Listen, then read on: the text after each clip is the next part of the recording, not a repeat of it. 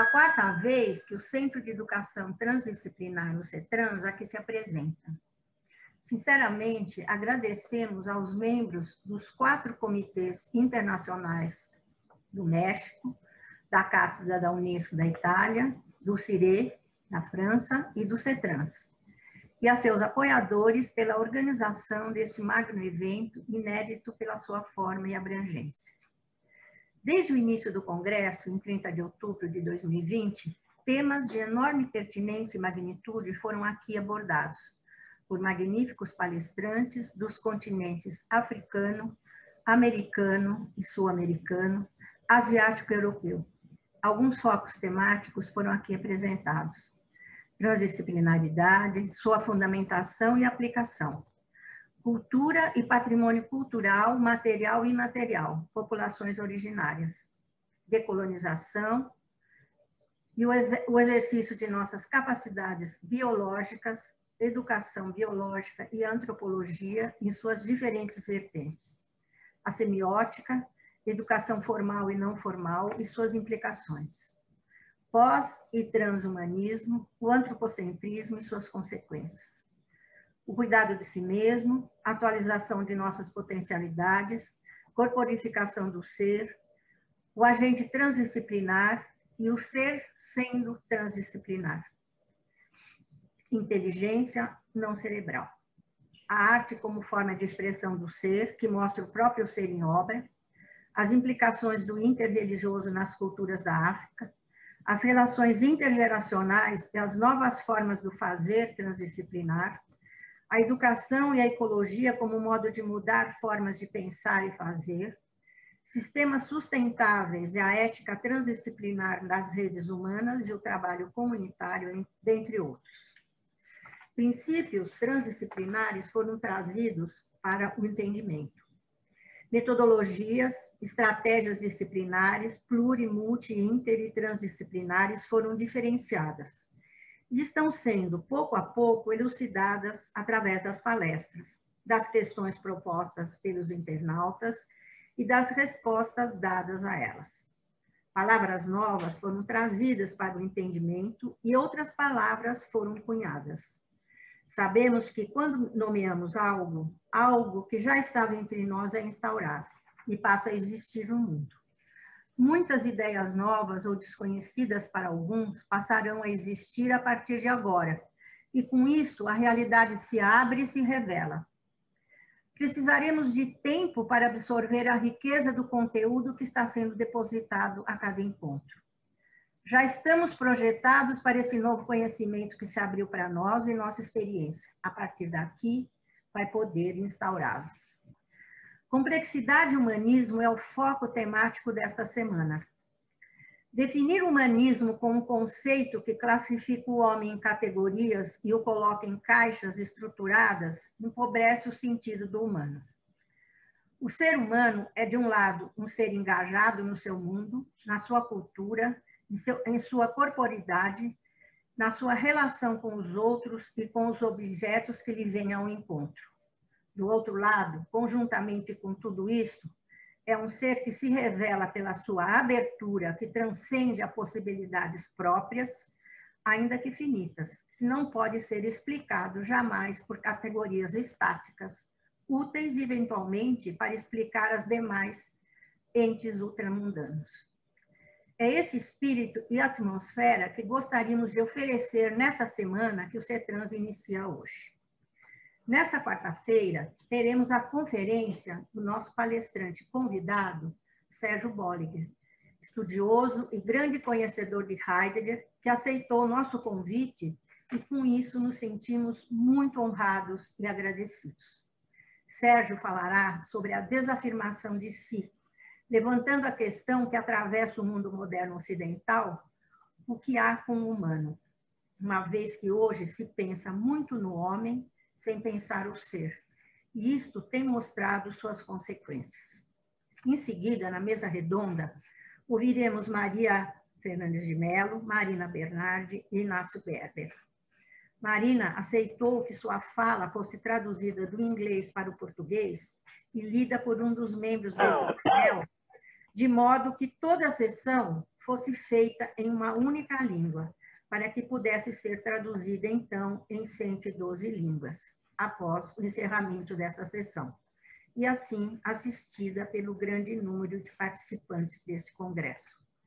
Teremos aqui hoje, nesta mesa, uma linguista e educadora, uma psicóloga transpessoal e um psicanalista, que há muito encontraram em seu trabalho profissional o caminho pessoal elementos principiais transdisciplinares para fundamentar e exercer seu fazer no mundo. Maria abordará questões relativas à religião em diferentes vertentes, sempre dando à palavra religião o sentido original de religare, mostrando sua multidimensionalidade e multireferencialidade. Marina nos falará sobre o valor do grupo para o trabalho de transformação pessoal, das comunidades e do planeta. Inácio discorrerá sobre a relação terapeuta-paciente, onde, em sua concepção, cada sessão de terapia é um universo aberto a possibilidades infinitas, em que o terapeuta abre mão de seu raciocínio, memória e desejo, zerando, então, os conceitos, as expectativas e se surpreendendo sempre com o que acontece nas sessões. O terceiro Congresso Mundial de Transdisciplinaridade, em sua modalidade virtual, está sendo um laboratório transdisciplinar. O que vai ficar do que está sendo aqui depositado vai depender da abertura pessoal de cada um para ouvir o novo e, mais ainda, da coragem de quebrar velhas estruturas de modos de pensar, ouvindo este novo chamado. Percebemos que o mundo contemporâneo, seu modo de ser, está contradizendo o mundo que está se revelando, mas que continua a vigorar, principalmente nas instituições educacionais. Isso precisa mudar. Nós, seres humanos, não somos determinados por redes causais, mas sim por nossas possibilidades de ser, por aquilo que ainda não é. Nós somos abertos tanto para as coisas existentes no nosso mundo, quanto para aquilo que pode vir a ser, os projetos e o sentido dos fatos vividos. Talvez seja isto que este congresso esteja nos trazendo, um chamado, um aceno para nos afirmarmos com algo novo que está vindo e que pode desabrochar e se instaurar. E assim eu inicio apresentando o nosso palestrante, Sérgio Poliger. Sérgio é arquiteto, mestre em filosofia, e desde 1995 dedica-se ao estudo do pensamento de Martin Heidegger, tendo como temas ontologia, arte, linguagem e técnica.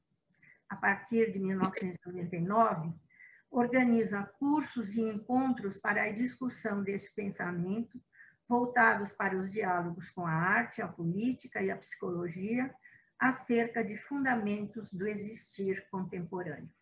Sérgio, a palavra está com você. Bom, muito obrigado, Vitória. Bom dia, boa tarde a todos. Eu queria, primeiro, agradecer bastante os organizadores pela oportunidade e também a audiência, né, que aqui está nos acompanhando aí. E passar imediatamente a conferência. Para isso, eu vou compartilhar o texto para que as pessoas possam acompanhar na leitura também, quem conseguir acompanhar no português, e imediatamente começar. Pode ser? Então, vamos lá.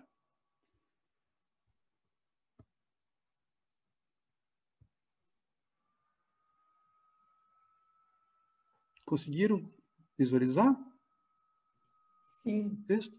Sim? Sim. Então, está. Então, eu vou começar. Bom, a conferência ela tem esse título: A Desafirmação de Si, e aí, entre parênteses, do humano.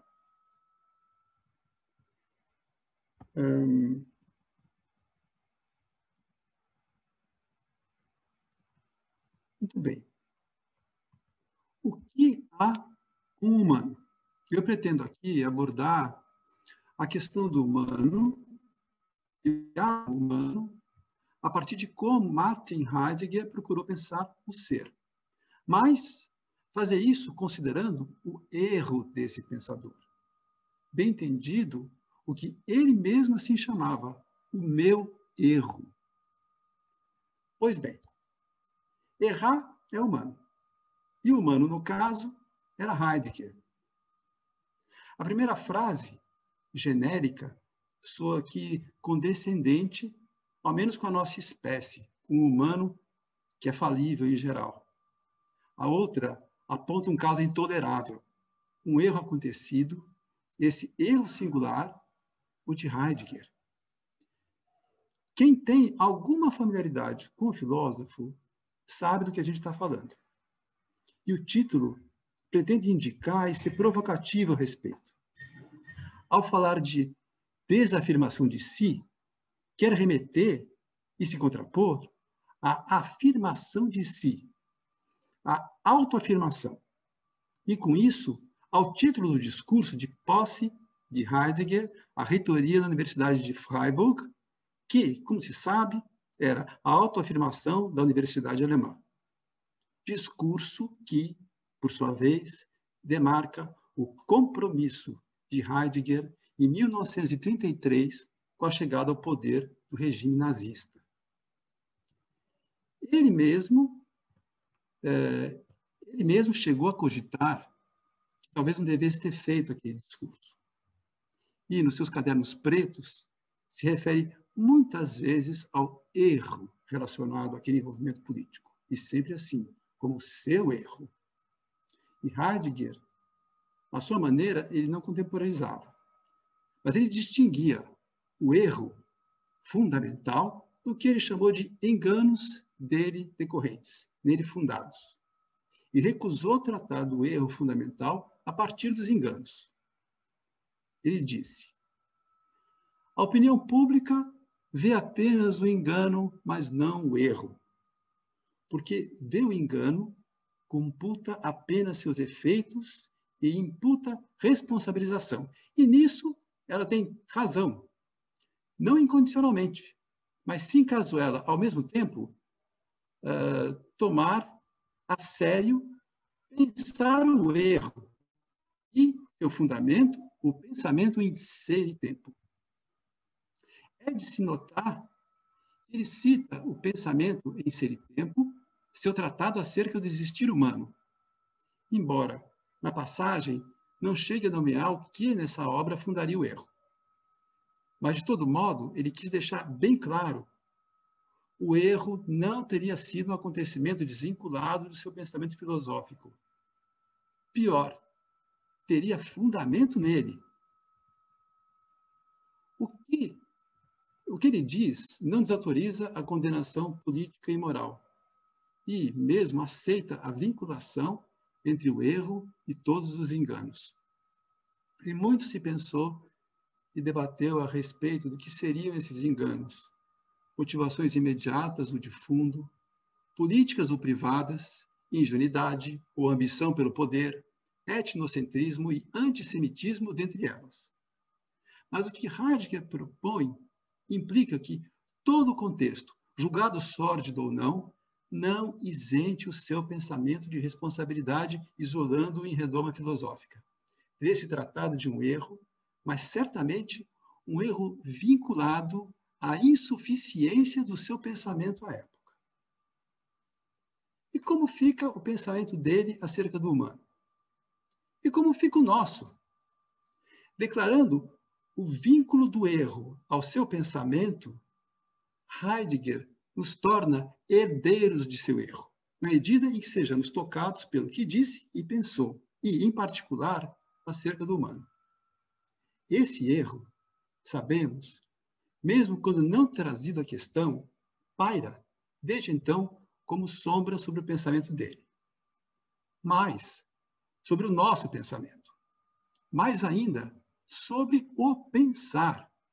Por isso, tanto se escreve e diz a respeito.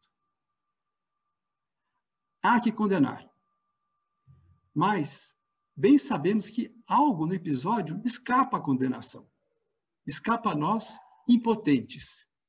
E, se errar é humano, que não basta tratar do erro como delito ou pecado venial ou mortal, que pudesse pretender o perdão secular ou divino, seja de um Deus ou do divino humano, como nos versos de Pope. Porque algo escapa. É preciso tratar do que escapa. E, atenção, não de escapar. Pois é preciso que nos resguardemos em relação ao seguinte: a que uma justa e necessária condenação moral apressadamente estabeleça um descompromisso, o nosso descompromisso com o erro de Heidegger. Não basta condenar ou salvar Heidegger, ou condenar Heidegger e nos salvar, pois quem salva o pensar? É preciso, pois, pensar. Pensar aqui implica abrir um diálogo com Heidegger. E, para tanto, podemos considerar o que ele recomenda a respeito da conversa com pensadores. O que podemos presumir? Podemos aproveitar para o nosso diálogo com ele. Eu escolho, por exemplo, um trecho dos Cadernos Pretos, onde diz que, no diálogo com o pensador, devemos atentar, em primeiro lugar, ao dito por ele. Em segundo, ao não dito. Em terceiro, ao por ele impensado e que resta ainda por pensar. E, por fim, ao indizível. Com essas indicações, podemos pretender aqui, então, e claro, circunscritos ao limite dessa ocasião, dialogar com Heidegger e a respeito do humano.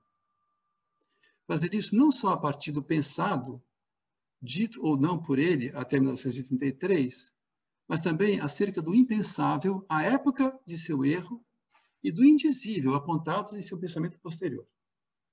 E ainda, na medida em que isso talvez possa se anunciar, oferecer-nos ao que desde seu pensamento posterior possa ainda estar retido e por pensar, remetido ao silenciamento do indizível, àquilo, enfim, que se recusa a nós, e em especial quando perguntamos hoje o que é que há como humano.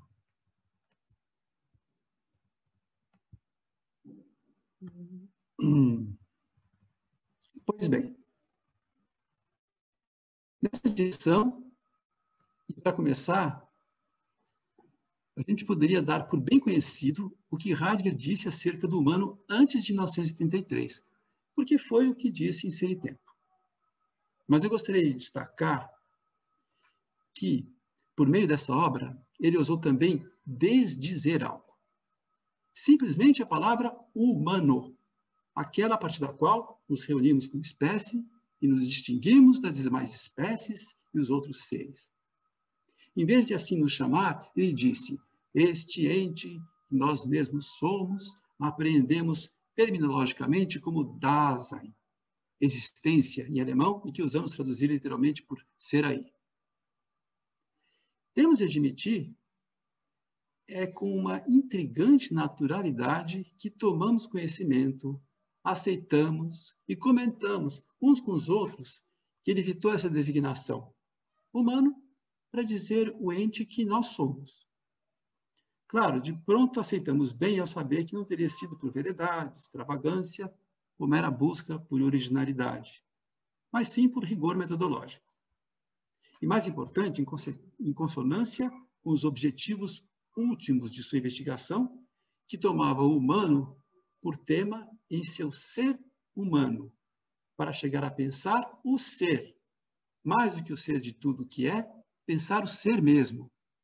Por isso, a elaboração filosófica acerca do que é humano devia, por primeiro, cautelosamente evitar tomar o ser do que é humano a partir de pressupostos acerca do que é ser, eventualmente vinculados a interpretações inadequadas ou ingenuamente incorporadas ao que se apresenta a nós quando dizemos humano e pensamos o que somos.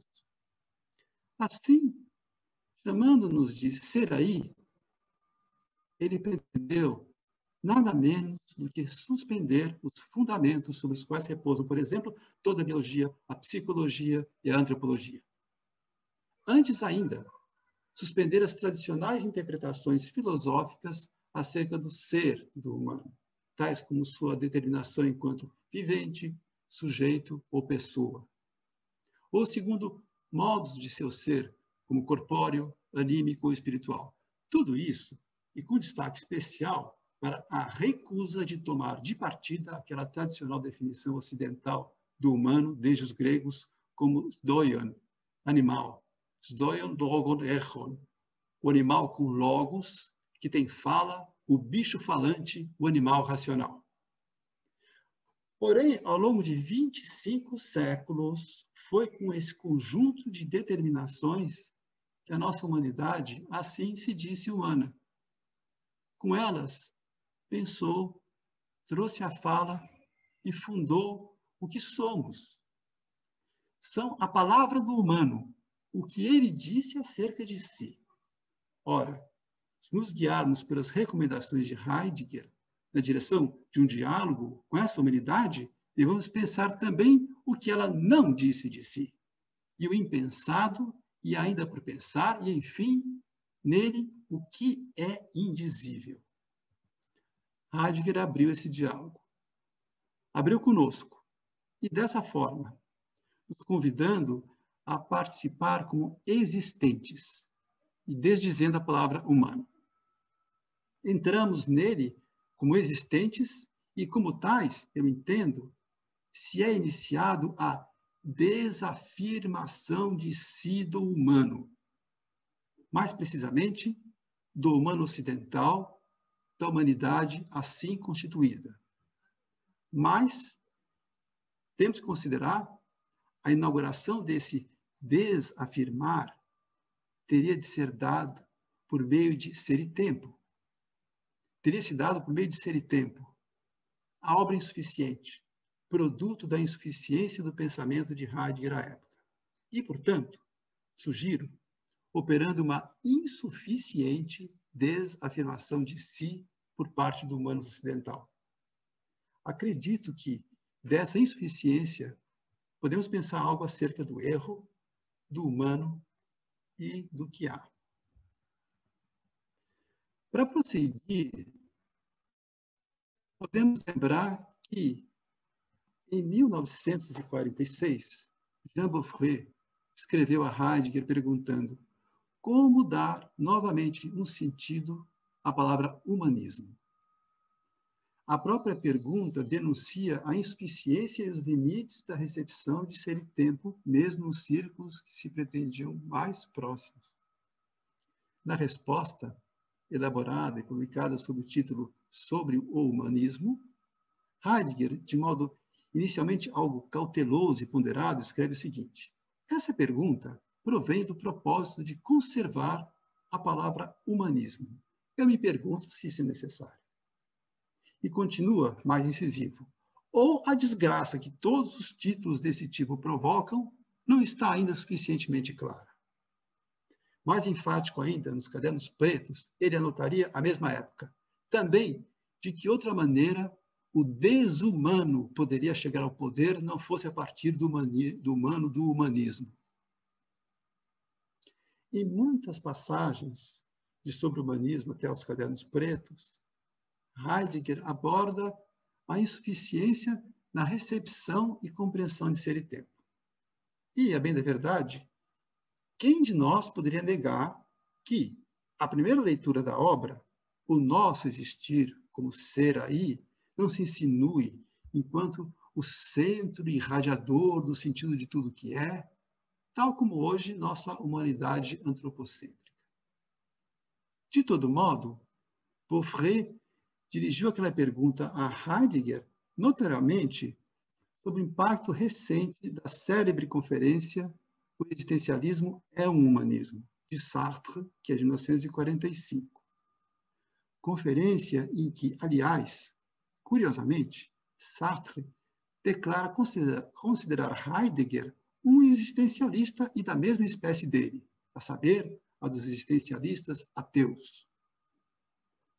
O texto sobre o humanismo, com isso, foi também um veículo de Heidegger para demarcar seu pensamento mantendo distância do existencialismo e de todos os ismos com que, como ele disse, se nomeiam títulos que provocam desgraças. Mas essa alusão a desgraças nos lembra de imediato do ismo e das desgraças do nazismo. No ambiente cultural de então, ressoava bem alto ainda os ecos da guerra e o renascer cultural da França recém-liberada. E contra a barbárie nazista, a compreensível exigência da reafirmação do humanismo como postura ética, que eleva a dignidade humana a valor supremo. A respeito disso, Heidegger disse, então, as determinações humanistas da essência do humano, ainda mesmo as mais elevadas, não chegam a fazer a experiência do que é propriamente a dignidade do humano. Nesse sentido, o pensamento de Ser e Tempo é contra o humanismo. E acrescenta, por que se fala contra o humanismo, teme-se a defesa do inumano e o enaltecimento da brutalidade bárbara. Pois o que é mais lógico do que isso? Que àquele que nega o humanismo reste apenas a afirmação da desumanidade. Mas lembra, na determinação da humanidade do humano, o humanismo não apenas não questiona a referência do ser à essência do humano. O humanismo até impede se questionar, uma vez que, com fundamento na sua proveniência, a partir da metafísica, nem o conhece, nem o entende. Pois, bem entendido, então, Ser e Tempo seria contra o humanismo, mas em favor da experiência do humano em seu ser e a partir do ser, onde sua dignidade poderia ser propriamente experimentada. Para tanto, a obra procurava abrir caminho para liberar o pensamento para pensar o ser. No entanto, e descontada toda a evidência da recepção equivocada da obra por toda sorte de leitores, insinuou-se sua insuficiência, pois há que reconhecer que no caminho para pensar o ser e fazer experiência da dignidade do humano, o próprio Heidegger, em 1933, foi ao encontro da desumanidade bárbara e recém-chegada ao poder. Como se deu esse descaminho? O caminho para pensar o ser, desde Ser e Tempo, começaria por retirá-lo do esquecimento no pensamento ocidental. A questão do esquecimento do ser é central na obra de Heidegger. A aqueles que não estão familiarizados com ela, pode parecer algo vago e abstrato, assim como a expressão o ser. E com razão, posto que, como em todo esquecimento, esquecemos não só do esquecido, mas também de que o esquecemos. Ser e Tempo é uma obra lembrança em que o ser é anunciado ao menos como esquecido, o que seria já abrir caminho na direção do seu pensar. Esse caminho conduziria à direção contrária de nosso pensar habitual, porque o esquecimento do ser seria para Heidegger uma característica distintiva do pensamento ocidental e, em particular, da metafísica. Ser e Tempo, ao ser contra o humanismo, procurava um caminho para retirar o ser do esquecimento metafísico e, em especial, da metafísica humanista e da concepção subjetivista do humano da modernidade. Para tanto, teria que deslocar nosso existir do centro e, com isso, abrir espaço para pensar o ser mesmo. Por onde se pode errar nesse caminho? O de buscar retirar o ser do esquecimento e acabar no descaminho do nazismo. Por onde Heidegger andou? Muito se revisitou e comentou das andanças de então, não vamos nos deter em detalhes. É sabido que, então, no percurso que deu no nazismo, Heidegger cuidava mais de outros ismos, tratando de preservar e demarcar a distância desses, pensados por ele como os principais descaminhos naquele momento do existir ocidental. A saber, um descaminho a leste, que denominava de bolchevismo ou comunismo, e outro a oeste, o descaminho do americanismo ou liberalismo. Ambos embora diferenciados, eram por ele concebidos como figuras do mesmo fenômeno de escala planetária que ele chamou de maquinação. Os termos bolchevismo e americanismo indicariam a humanidade da maquinação, naquele momento, o modo de existir humano da época da técnica. Maquinação foi, nos anos 30, a formulação inicial de Heidegger para a questão da relação entre a técnica e o esquecimento do ser. Ele apontou que, desde o início grego da metafísica, o ser se subtrai em esquecimento no dar-se de tudo que é e no constituir o existir do humano. A nossa era, a era da técnica, seria o ponto culminante dessa subtração e do perfazimento da longa história de 25 séculos de constituição de nosso existir atual. O do humano, do conceito universal planetário, humanidade autoafirmada como espécie animal portadora da racionalidade tecno-calculatória, desenraizada, desterritorializada e hoje disseminada nos 4 cantos da Terra. É certo que ouvimos atualmente, e cada vez mais claro, vozes que contestam a pretensa universalidade desse humano. Curiosamente, com maior destaque, como ecos de fora do Ocidente. Vozes que ouvimos por meio da antropologia e aquelas a que conseguimos dar ouvidos no diálogo difícil com os povos originários. Mas falam de nossa humanidade, não outra do que aquela a cuja autodesafirmação Heidegger teria pretendido iniciar, no coração do Ocidente, da era da técnica, com ser e tempo, e depois exortando a autoafirmação da Universidade Alemã. O que Heidegger pretendeu com o discurso e a assunção da reitoria de Freiburg? Segundo suas palavras, e falando em terceira pessoa nos cadernos pretos, diz: ele, em 1933, procurou imediatamente agarrar um instante histórico enquanto oportunidade de uma possível meditação de conjunto do Ocidente. Entendemos não sobre o Ocidente, mas dele. E naquela direção, a de deslocar a humanidade antropocêntrica de seu centro e abrir espaço para retirar o ser do esquecimento metafísico. O momento era oportuno, mas a oportunidade, evidentemente, seria o acontecimento político do nazismo, que, em direto confronto com os ismos do bolchevismo e americanismo, era identificado como força política que abriria uma cunha no predomínio da razão tecno-calculatória na tarefa de liderar a autoafirmação do povo alemão, territorializado e enraizado como nação autoafirmada no ato decisivo de fundação nacional socialista de seu Estado. Heidegger, então, exorta a autoafirmação do povo daquela terra pátria, raízes, solo e ancestralidade germânicas. Para ele, em vistas de uma missão do povo alemão. Primeiro, desafirmar a humanidade desterritorializada da era da técnica e, a partir do solo alemão, fundar uma via de acesso a um novo essenciar da humanidade ocidental. A autoafirmação da Universidade Alemã deveria abrir essa via, em conformidade ao programa anunciado por Heidegger em seu discurso, a saber, conduzir a universidade, locus da sabedoria ocidental, a questionar o pensar ocidental, remetendo a essência da ciência moderna à sua origem grega na metafísica e, mais além, poderíamos dizer, a sua ancestralidade, ressalvado o anacronismo da expressão em face de seus sentidos atuais. Entre a intenção e o seu não preenchimento, revela seu engano. O nacionalsocialismo não se mostrou caminho, revelou-se descaminho.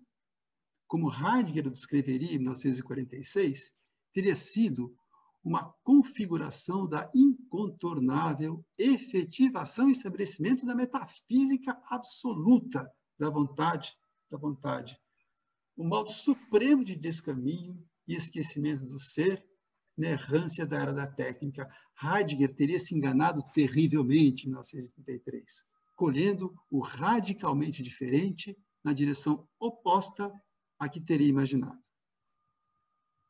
Mas e o erro?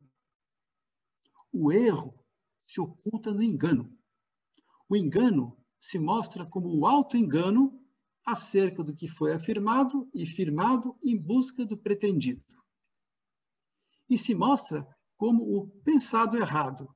Entretanto, o erro não estaria no pensado, e sim no pensar.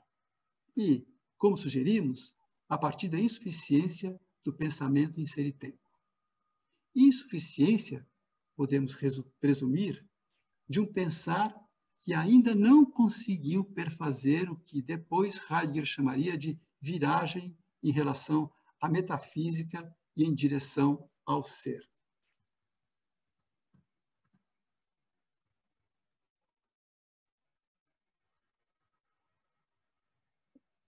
O pensar ocidental, para Heidegger, assinala não um feito humano, mas sim um acontecimento do ser mesmo.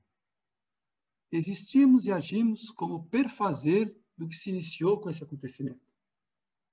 E, nesse existir, a forma por excelência do agir seria o pensar metafísico, que age como fundar, como afirmar e firmar um modo de existir em relação ao que é e ao que se é, esquecido de sua proveniência do ser. Significa ser uma humanidade para uma metafísica doente.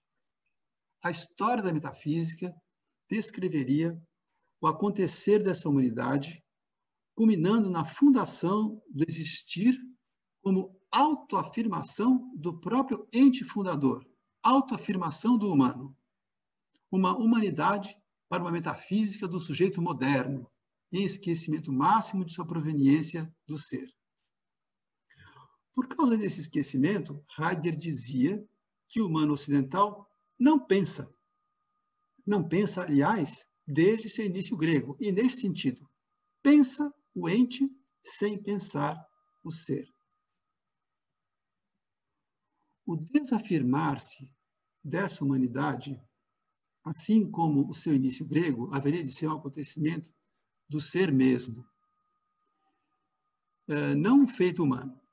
E ser e tempo pertenceria a esse acontecimento, a sua maturação.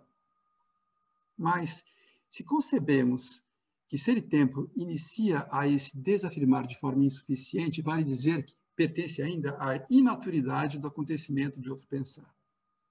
A insuficiência de ser e tempo é, pois, a sua insuficiência no pensar o ser. Nela está o erro.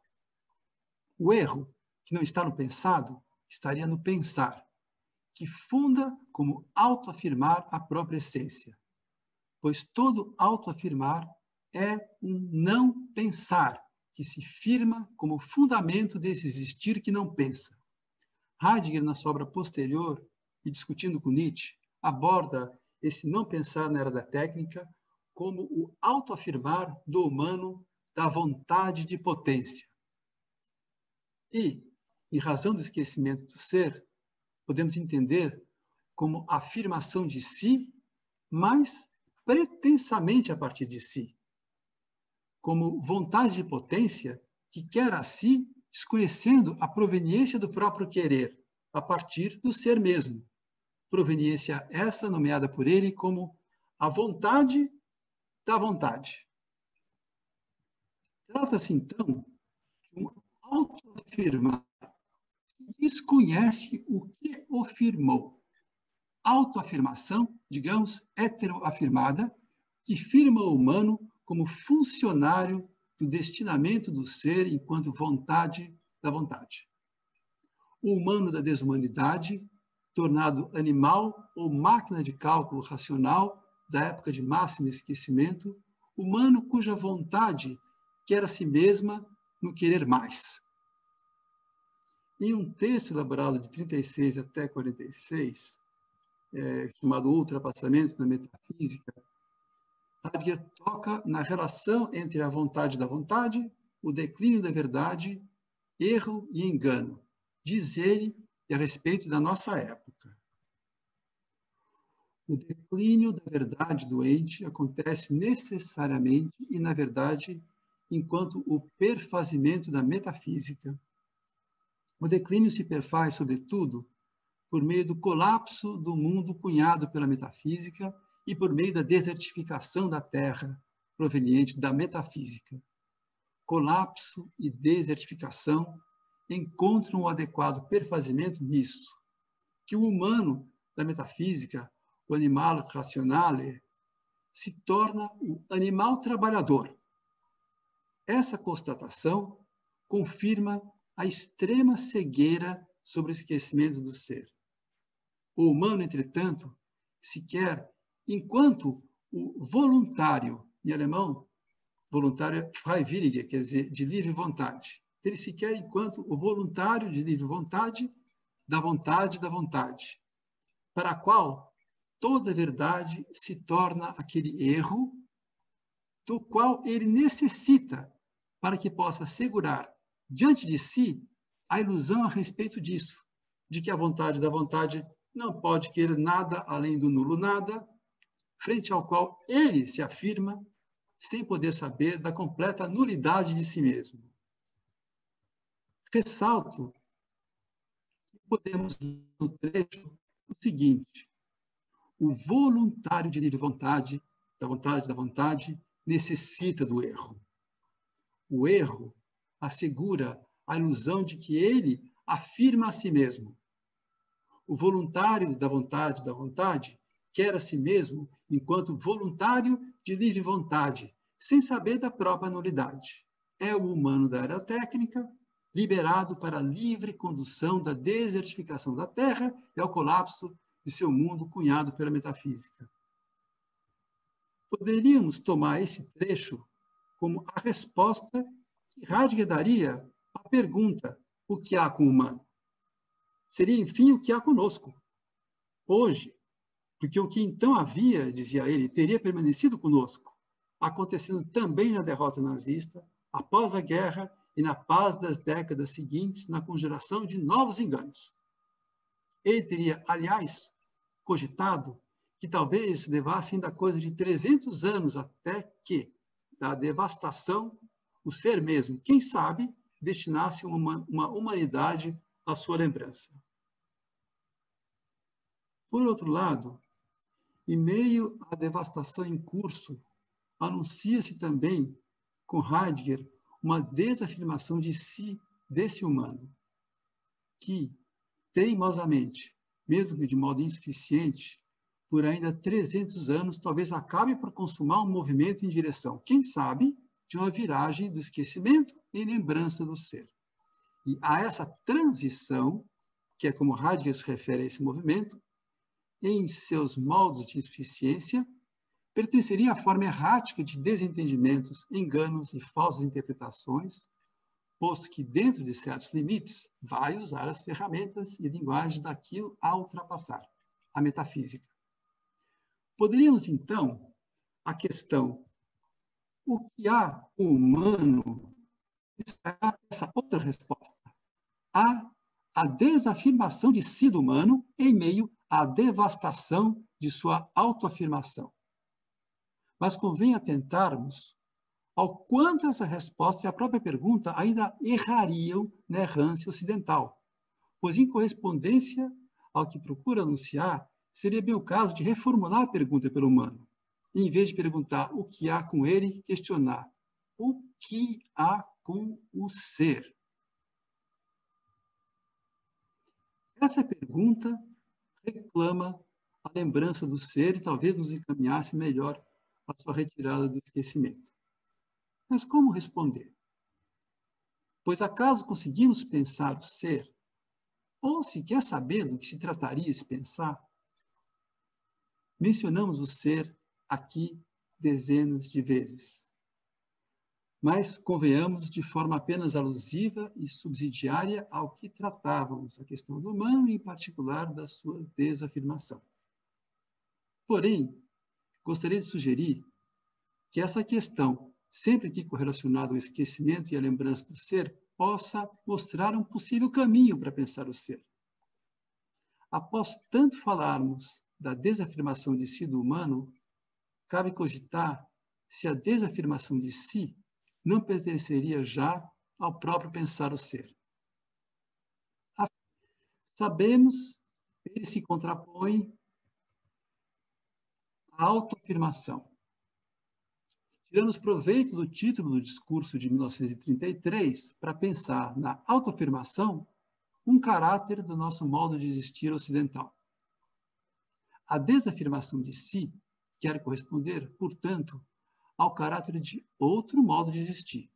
E isso quer dizer, seu perfazimento não pertenceria ao contexto do existir autoafirmativo ocidental. Por isso, nossa referência à insuficiente desafirmação de si do humano, por exemplo, em Ser e Tempo, em 1933, só pode ser concebida como ocorrendo no registro desse existir ainda autoafirmativo ocidental. Em outros termos, a tese de que havia insuficiência de desafirmação de si em 1933 quer dizer, havia aí afirmação de si. Em 1933, isso é claro e explícito, com a exortação à afirmação de si da Universidade Alemã. Mas se ela seria desastradamente afirmada e firmada justamente para servir à desafirmação de si do humano da era da técnica, sugere-se, do engano decorrente, o seguinte: todo fundar de um povo como afirmação de si pertenceria ainda ao existir autoafirmativo metafísico ocidental, pertenceria à maquinação. A desafirmação de si do humano tecnocalculatório não se deixaria perfazer a partir de um autoafirmar alternativo, pois o erro é o pensar autoafirmativo, fundamento dos enganos. Todo autoafirmar-se, não importa se alemão, europeu, americano, tibetano ou indígena, não importa se autoafirmar-se como espécie animal, alma imortal, ser social ou sobre-humano da vontade de potência. Sendo a afirmação de si, seria, em conformidade, a forma por excelência do pensar, dizer e agir ocidental na era da técnica.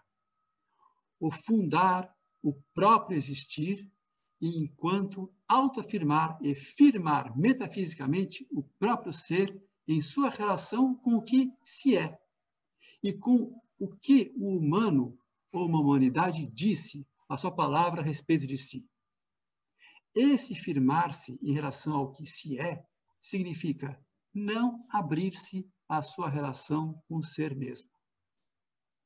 Mas, como o próprio existir do povo que se funda no que é, seria um esquecimento do ser? O que entendemos por ser? E por ser o que somos? O Heidegger adverte: é de se espantar que os de hoje em dia, quando ouvem a expressão o ser, ou quando eles mesmos usam ou a têm em mente, o que têm em mente seria o seu próprio ser, o seu ser humano, enquanto sustentado por si, sua existência. Não é, entretanto, se espantar, uma vez que o ser, sem o saber deles, desde muito tem se desdobrado como a subjetividade do sujeito, e o sujeito, fácil e de bom grado, seja representado a partir do ego. O esquecimento do ser não é o esquecimento do próprio ser. E a fundação do próprio existir sobre a própria existência seria, inclusive, uma forma extrema desse esquecimento. A lembrança do ser, por sua vez, não é a lembrança de si, dar-se conta da própria existência como existente individual ou pertencente a esse ou aquele povo, raízes ou solo. Ao menos não enquanto autoafirmar-se de um si mesmo metafísico em si fundado ou em seu povo, raízes ou solo. Por outro lado, a lembrança do ser exigiria que a desafirmação de si, algo como algo, por outro lado, a lembrança do ser exigiria a desafirmação de si, algo como um esquecimento do que se é, que Heidegger chamou de esquecimento próprio, e que corresponderia, a partir da lembrança do ser, à lembrança do existir próprio, e que, segundo ele, se experimentaria a dignidade do humano, que as determinações humanistas da essência do humano, ainda mesmo as mais elevadas, não chegam a fazer. A desafirmação de si opõe-se à autoafirmação, em geral, não a essa ou a aquela. A partícula des indica um desfazimento para um perfazimento. A essa transição pertence o desafirmar aquilo que autoafirmamos de nossa humanidade, aquilo onde, nela, nos firmamos. Mas o perfazimento dessa autodesafirmação exige, antes, o desfazimento do autoafirmar mesmo, não só do autoafirmado. Seu perfazimento aponta para um existir que não se afirma e firma fundado no que se mostra e no dizer do que somos. Podemos conceber que esse existir, que não é assim fundado, estaria exposto a algo anterior a todo fundamento, ao que Heidegger chama de abertura abismal do ser, o sem fundo da origem de todo solo, raiz e fundamento. Diríamos que esse existir a partir do silenciamento de si, em vez de fundado, seria mais bem qualificado como afundado. Esse silenciamento constituiria a abertura para o afundamento no ser. Silenciar-se seria o primeiro passo para dar ouvidos ao ser, para lembrar e pensar o ser, e não o que é e o que se é. A mera conjectura de tal existir coloca desafios ao pensar, em especial em relação ao nosso dizer e agir. Eu entendo que esse existir tem correspondência com o que Heidegger viria a denominar como serenidade, em contraposição ao alarido da vontade de potência e ao agir que consome e desertifica a terra e os humanos. Mas, como ele mesmo salienta, a serenidade, na acepção que dá ao termo, não se refere a um comportamento humano, a um estado de espírito, a calma, a mansidão e muito menos a impassibilidade. Em suas palavras, deve ser evitado o mal entendido de compreender na serenidade um não fazer nada, enquanto um não fazer, quando se trataria do acontecer de um agir que, na verdade, nenhuma ação ou atuar consegue cumprir. A questão de que agir seria esse, por suposto um agir não autoafirmativo, desenha um primeiro desafio à transição. Outro ainda seria em relação ao dizer. Assim como haveria agir na serenidade, o silenciar-se tampouco seria emudecer. O existir desafirmado de si silenciaria a autoafirmação, mas não implicaria o não afirmar, em geral. E, na verdade, podemos presumir que o requer, sobretudo, o afirmar as raízes, o solo e sua proveniência no acontecer do ser. Mas, em tese, o que se afirmaria das raízes e solo e da origem no existir desafirmado de si, não seria uma metafísica das raízes, solo e da origem. Seria o impensado neles, e ainda por dizer, remetido ao indizível de nossa remissão à origem no ser ele mesmo. Como transeuntes a caminho deste dizer, talvez possamos, silenciosos, passar a ouvir algo que ainda não compreendemos do que humanidades originárias nos dizem acerca de ancestralidade. Bom, esse era o texto. Peço, por favor, para o Marco Túlio me devolver a tela do Zoom. Obrigado.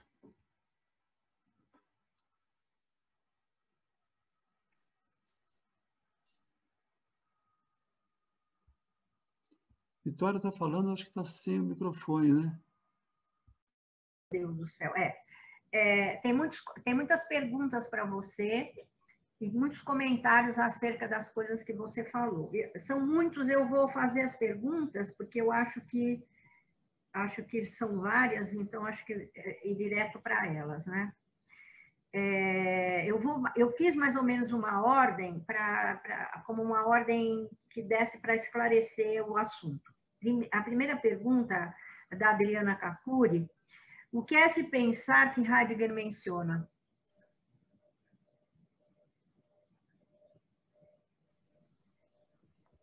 Ai, bom, pergunta difícil de responder rápido, né? Mas me remete um pouco àquela outra palestra que eu fiz com vocês, né? Sobre o que é pensar, do Heidegger. Esse pensar, por exemplo, dando uma grande resumida, é um pensar que ele não se concentra no que se mostra presente à presença. Então, nós todos estamos aqui presentes.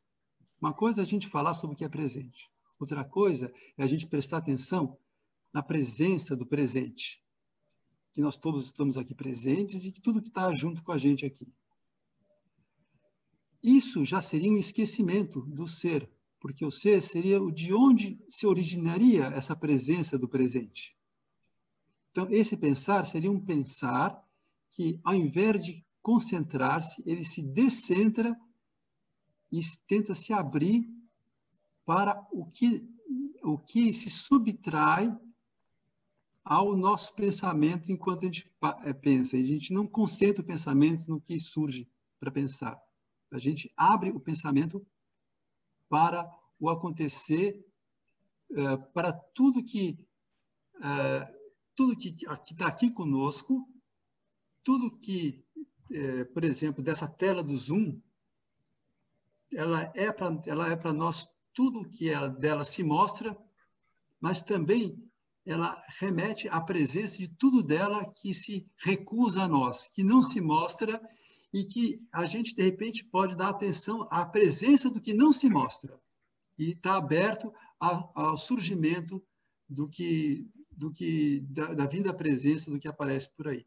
É mais ou menos isso, mas aí é um assunto bastante... Eu vou recomendar para ela ler o seu artigo lá. A segunda pergunta, deixa eu ver qual é a segunda, para não fazer... do Oscar Ochoa, ele faz a seguinte pergunta: se pode-se falar de um humanismo universal somente desde uma visão eurocêntrica, sem considerar as epistemologias ancestrais de todo o mundo? Se pode falar? De um humanismo universal somente desde uma visão eurocêntrica, sem considerar as epistemologias ancestrais de todo mundo.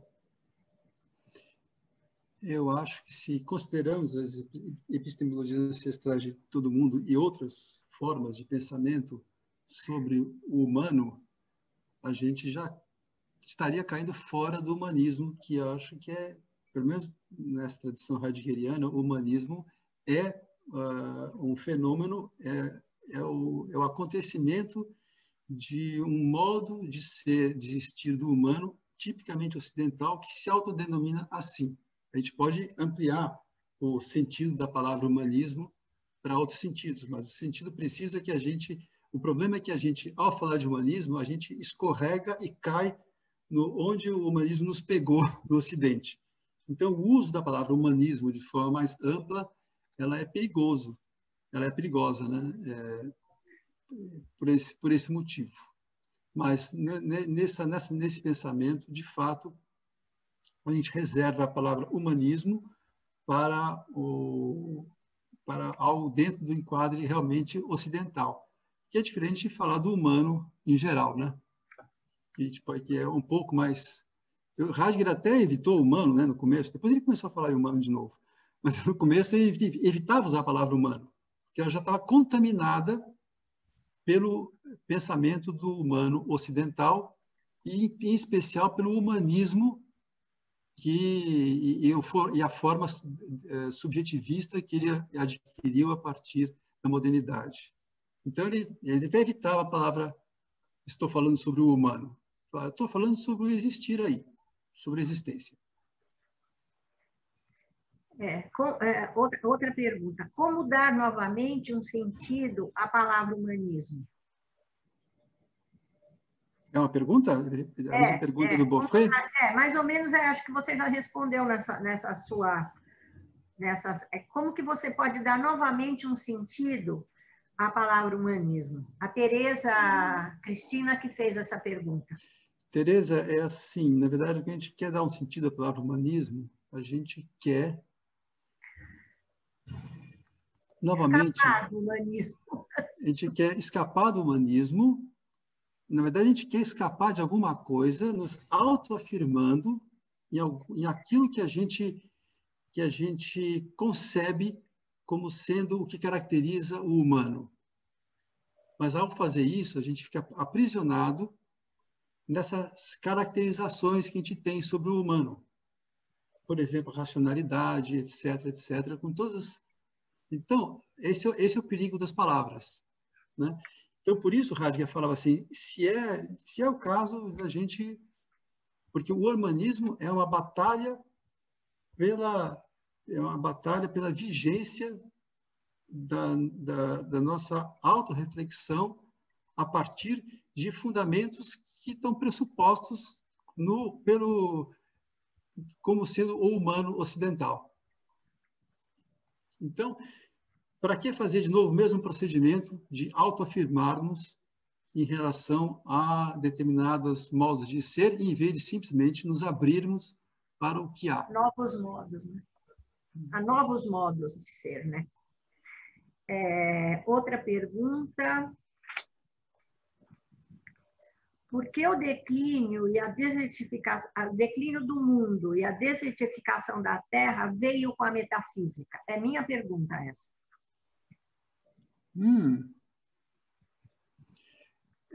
Tem muita gente querendo saber isso. Tem outras pessoas que perguntaram também.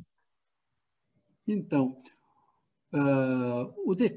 a desertificação da Terra e o declínio veio com a metafísica, porque a metafísica, ela desde o início, para o Heidegger, seria cunhada pelo destino técnico da humanidade, ou destino da humanidade pela técnica, porque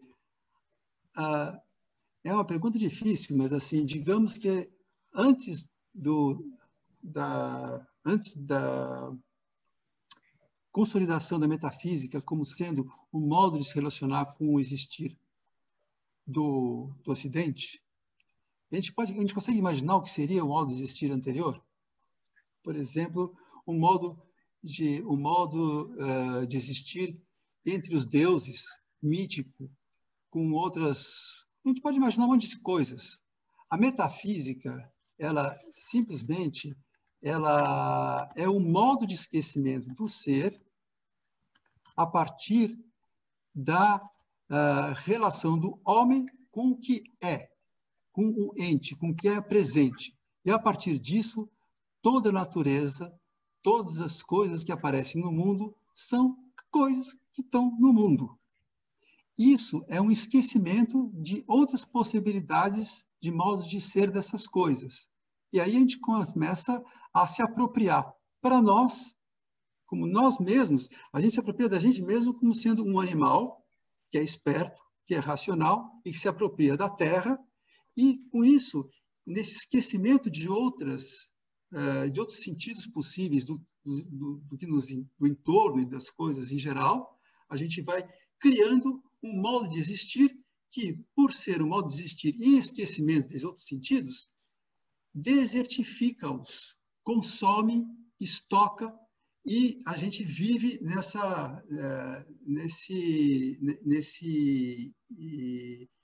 eterno declínio e destruição do que está no mundo. né? Mais ou menos nesse sentido. O Daniel Silva fez a seguinte pergunta: se existe uma terceira via além dos ismos considerados pelo autor? Uma terceira via? Um terceiro jeito de ser, né? Porque você falou do comunismo e o americanismo. Se existiria uma terceira via, um jeito de ser, de viver, que além dos ismos? Bom, ele quer a opinião do Heidegger, provavelmente, né? Eu acho que pelo autor deve ser, né? O autor, acho que deve ser o Heidegger. O Heidegger, acho que a afirmação mais célebre a respeito dele foi naquela entrevista que ele fez, né? Qual foi? Foi entrevista da BBC, se não me engano, né? Não, do Der Spiegel, em que ele fala o seguinte: bom, tudo bem, esquece a via nazista, etc., etc. Temos agora Democracia e Ciência, que parece ser um bom programa, né? Só que ele achava que isso não ia resolver. Está implícito nisso que, de fato, ele achava que a segunda via, que seria a via ocidental, que seria o que enxergava, né? Ela, de fato, não constituiria uma terceira via entre o americanismo e o bolchevismo, a democracia alemã, aquele tipo de coisa. Mas o que ele realmente falava é o seguinte: seja lá o que for, não será uma terceira via humana, porque isso não é uma coisa que os homens, na verdade, decidem. E aí ele fala aquela frase doida, que é: só um Deus pode nos salvar. Né? Quer dizer, a terceira via, isso não pode ser pensado como uma terceira via relativamente ao que está colocado aqui. É preciso nos abrirmos a outra coisa. Mas essa outra coisa não é uma terceira via, é o outro em relação às vias que existem. Ele aponta mais ou menos nessa direção, na minha opinião. Eu acho que é isso. Eu queria agradecer demais as perguntas, achei muito boas as perguntas. E pela atenta e pela escuta atenta. Né? Muito obrigado.